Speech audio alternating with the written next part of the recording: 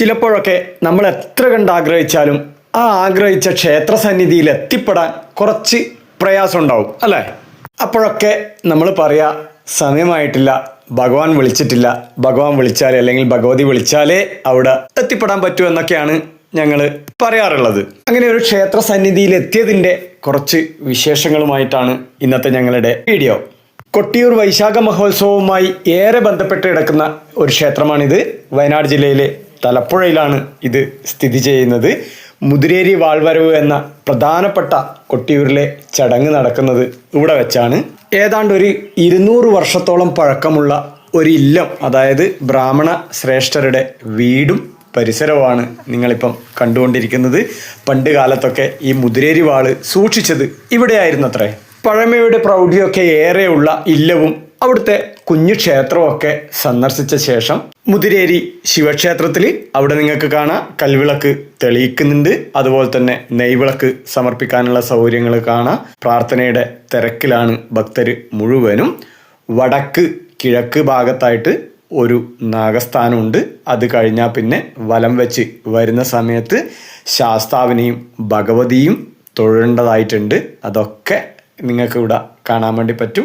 ഇപ്പം കാണിച്ചത് ശാസ്താവ്, ഈ കാണുന്നത് ഭഗവതി. രണ്ടുപേരും നേർക്ക് നേർക്ക് അഭിമുഖമായിട്ടാണ് ഉള്ളത്. പൂജയ്ക്ക് ശേഷം നട തുറന്ന് തീർത്ഥം തളിക്കുന്നതും അതുപോലെ തന്നെ ഭക്തർക്ക് ആരതി ഒഴിയാനുള്ള അവസരമെല്ലാം നിങ്ങൾക്ക് അവിടെ കാണാം. പ്രസാദ സദ്യക്ക് കൊടുക്കുവാനുള്ള പായസവും മറ്റ് പ്രസാദങ്ങളും തയ്യാറാക്കുന്ന തിരക്കിലാണ് ഇവരൊക്കെ. പൂജ കഴിഞ്ഞ് പുറത്തിറങ്ങിയ തിരുമേനിയുടെ പ്രസാദ വിതരണം മറ്റും നിങ്ങൾക്കിവിടെ കാണാൻ വേണ്ടി കഴിയും. ബ്രഹ്മശ്രീ മൂഴിയോട്ടില്ലം സുരേഷ് നമ്പൂതിരിയുടെ നേതൃത്വത്തിലാണ് ഇവിടുത്തെ ചടങ്ങുകൾ മുഴുവനും നടക്കുന്നത്. മറ്റ് സഹായ സഹകരണങ്ങൾക്കും ക്ഷേത്ര നവീകരണത്തിനുമൊക്കെ ആയിട്ട് നാട്ടുകാരുടെ ശക്തമായ ഒരു കമ്മിറ്റി കൂടിയുണ്ട്. അങ്ങനെ എല്ലാവരും ഒത്തൊരുമയോടെ ഈ ഒരു വാൾവരവ് ഉത്സവം ആഘോഷമാക്കുന്ന കാഴ്ചയാണ് നിങ്ങൾക്ക് ഇവിടെ കാണാൻ വേണ്ടി കഴിയുക.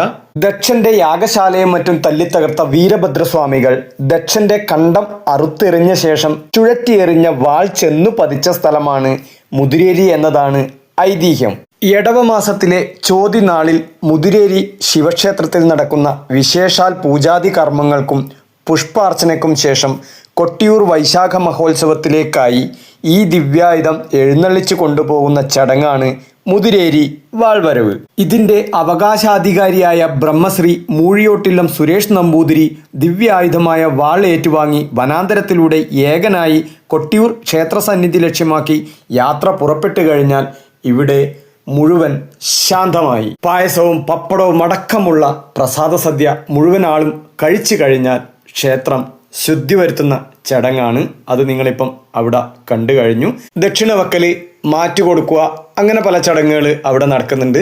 അതിൻ്റെ കൂട്ടത്തിൽ തന്നെ നേരത്തെ തെളിയിച്ച കൽവിളക്ക് മാറ്റി പുതിയ തിരിയിട്ട് കൽവിളക്ക് തെളിയിച്ച് തിരുമേനി അകത്തെ വിശേഷാൽ പൂജകൾക്ക് ശേഷം ഭദ്രദീപം കൊളുത്തുകയാണ് ചെയ്യുക.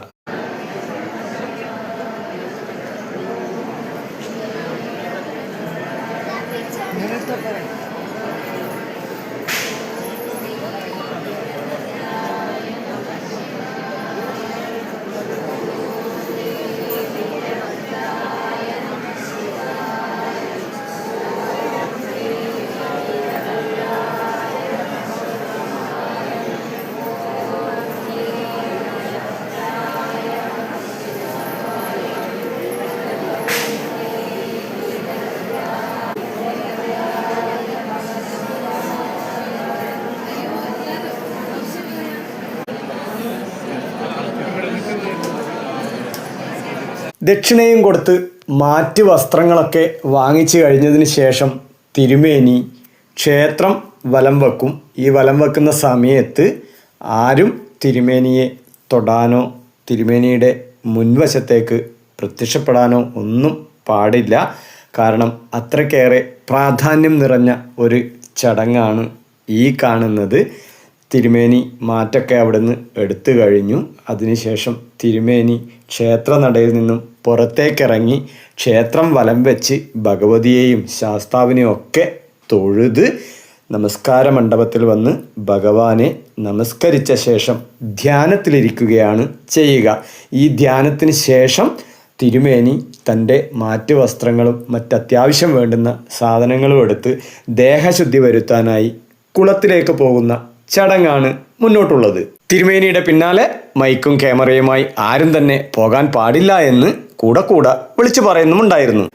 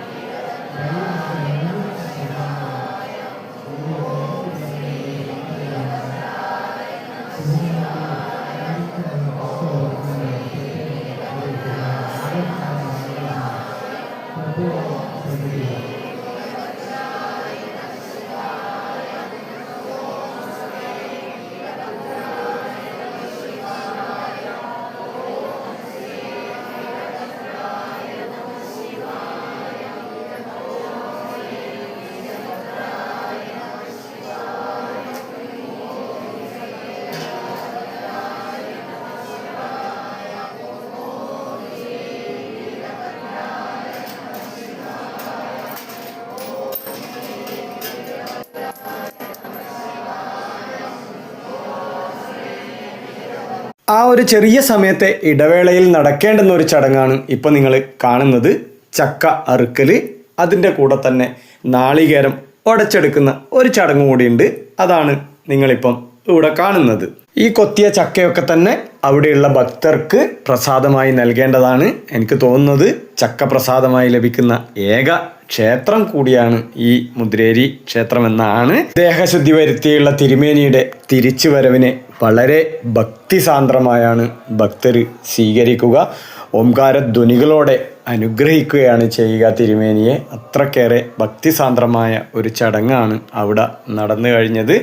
അതിനുശേഷം ഈ കുടത്തിലെ പുണ്യജലവുമായി തിരുമേനി ക്ഷേത്രത്തിലേക്ക് പ്രവേശിച്ച് കഴിഞ്ഞാൽ ആടയാഭരണങ്ങൾ ഭഗവാന് രാവിലെ ചാർത്തിയ അല്ലെങ്കിൽ ഈ ഉത്സവ നാളുകളിൽ ചാർത്തിയ ആഭരണങ്ങളും പുഷ്പങ്ങളും മറ്റ് മാലകളും എല്ലാം അഴിച്ചെടുത്ത് ഭഗവാനെ ശുദ്ധീകരിക്കുന്ന ഒരു ചടങ്ങാണ് അവിടെ നടക്കുക.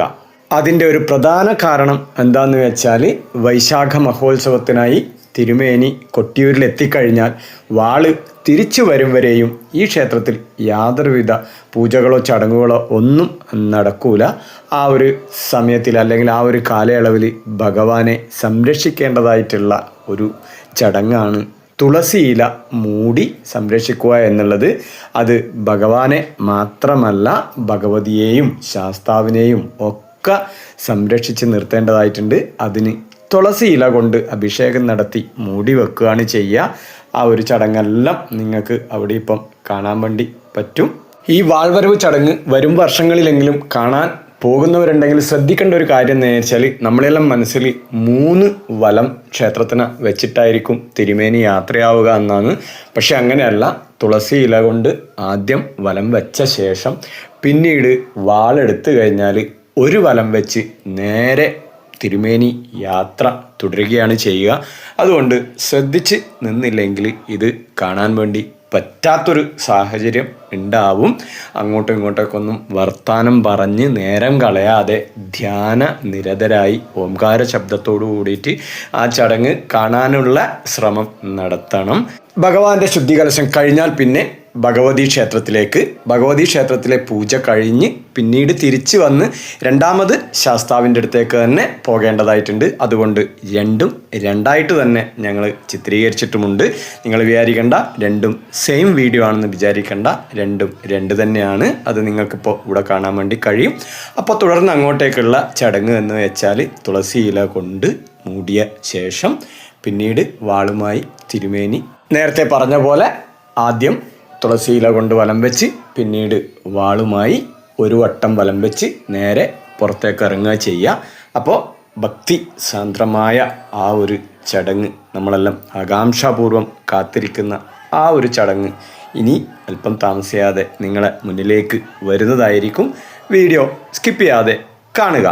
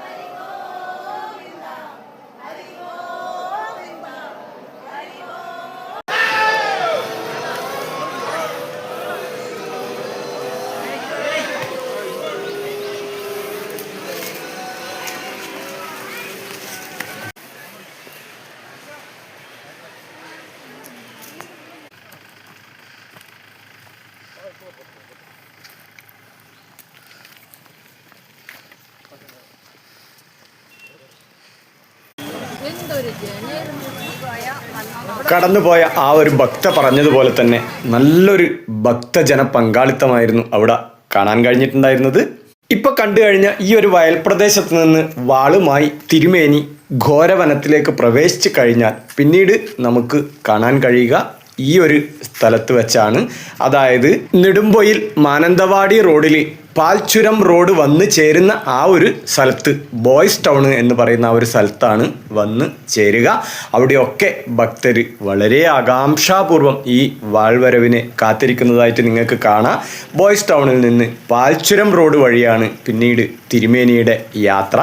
പണ്ട് കാലത്ത്, അതായത് ഈ പാൽച്ചുരം റോഡ് വരുന്നതിനു മുന്നേ ഈ ഘോരവനത്തിലേക്കൂടിയായിരുന്നു തിരുമേനിയുടെ യാത്ര എന്നതും അത്ഭുതകരമാണ്. പാൽച്ചുരത്തിലെത്തിക്കഴിഞ്ഞാൽ പിന്നീട് തിരുമേനിയുടെ യാത്രക്ക് അല്പം വേഗത കൂടും.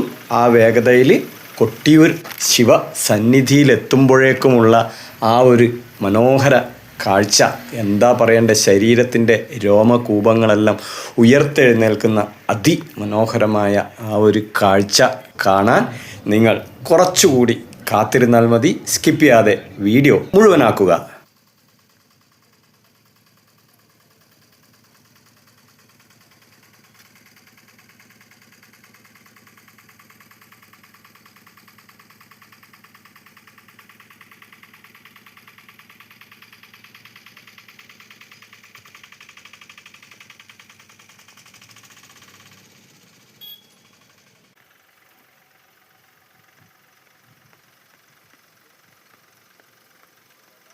ും ഭഗവാനിന്റെ സുഗമമായ ദർശനം സാധ്യമാക്കത്തക്ക വിധത്തിൽ ഭക്തജനങ്ങൾ സഹകരിക്കണമെന്ന് വിനീതമായി അഭ്യർത്ഥിക്കുകയാണ്.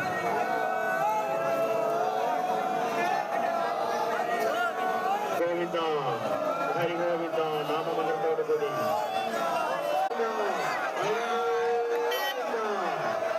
ഗോവിന്ദ ഹരിഗോവിന്ദ